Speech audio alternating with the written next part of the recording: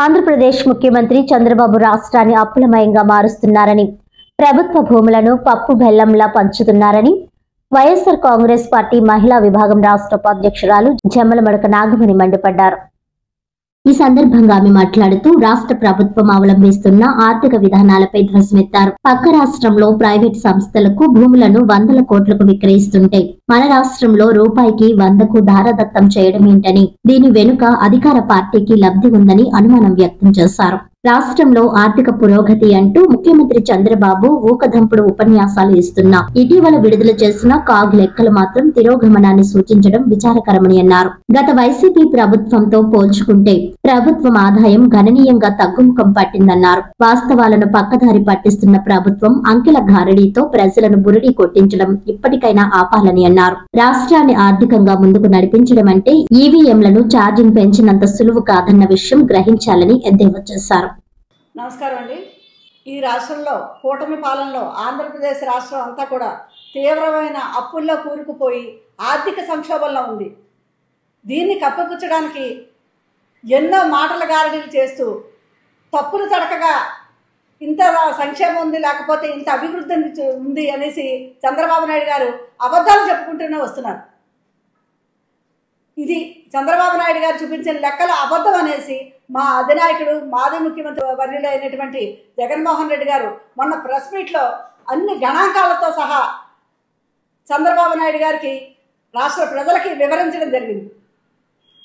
అన్ని ఖచ్చితమైన లెక్కలు. దీన్ని చూపుతూ చంద్రబాబు నాయుడు గారు ఆయన పరిపాలన గురించి గొప్పగా చెప్పుకుంటూ అబద్ధాలు చెప్పచ్చు, కానీ కాగ్ అబద్ధం చెప్పదు కదా. కాగ్ రిపోర్టుల ప్రకారం ప్రస్తుత ఈ ప్రథమాంకంలో 6 నెలల్లో కూడా రాష్ట్రం తీవ్రమైన ఆర్థిక సంక్షోభంలో ఉందని రిపోర్టుల ద్వారా వెల్లడైంది. కాగ్ రిపోర్టుల ద్వారా. దాన్ని కాదంటారా చంద్రబాబు నాయుడు గారు? ఒక పక్క దేశంలో కూడా దేశ పరిస్థితి కూడా అలాగే ఉంది. దేశం అప్పులమయం అయిపోయింది, రాష్ట్రం అప్పులమయం అయిపోయింది. ఈ రెండింటి కూడా తీవ్రమైన ఈ ఆర్థిక సంక్షోభంలో ఉంటే ఆర్థిక సంక్షోభంలో జ్వాలలా వెలిగిపోతున్నారు అనుకుంటున్నారు వాళ్ళు. మీరు సంపద సృష్టించుకోవడం కోసం 100 రూపాయలకి 99 రూపాయలకి మీరు పెంచుతున్నారు. ఇలా చేస్తూ ఉంటే రాష్ట్ర ఆదాయం ఏ విధంగా పెరుగుతుంది? రాష్ట్రంలో తలసరి ఆదాయం పెరిగితేనే కదా ఎవరైనా కొనుగోలు శక్తి పెరుగుతుంది. దానివల్ల జీఎస్టీ పెరుగుతుంది. జీఎస్టీ పెరుగుతుంటే రాష్ట్రానికి ఆదాయం పెరుగుతుంది. అప్పుడు కదా మీరు సంపద సృష్టించి ఏదైనా చేయగలుగుతారు.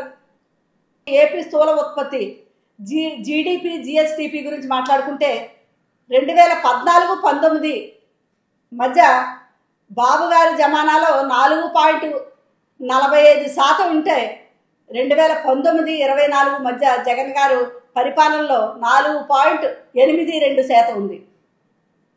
ఏపీ సొంత ఆదాయం బాబు గారి పాలనలో 18-19 మధ్య చివరిలో 58,107 కోట్లుంటే జగన్మోహన్ రెడ్డి గారి పరిపాలనలో 2023-24 మధ్య 92,978 కోట్లు ఉంది.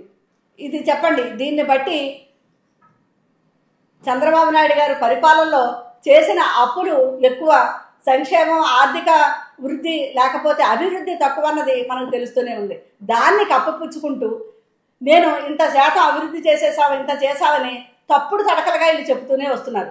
రాష్ట్రం ఇంత ఆర్థిక సంక్షోభంలో మునిగిపోతున్నా కూడా వీళ్ళు అఖండంగా వెలిగిపోతుందని చెప్తున్నారు.